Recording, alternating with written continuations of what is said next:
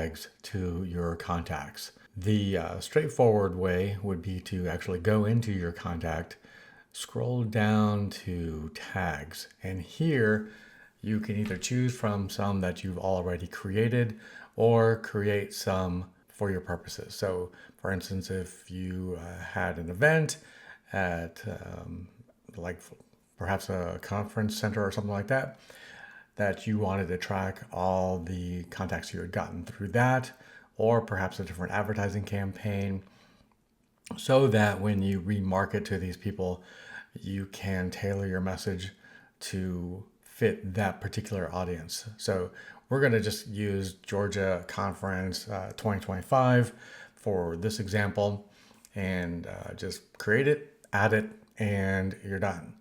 But if you have a few that you want to do, that you want to add, then you can just select them from the menu here and give it an action name. I just put add tags to it, and then choose the tag that you would like to add to those contacts. I'm just going to, if you don't see it in the list, you can just type it out and it will bring it up. And then you just add tags and then just dismiss the notification. And that's it. That's the quick and easy way to add tags to your contacts.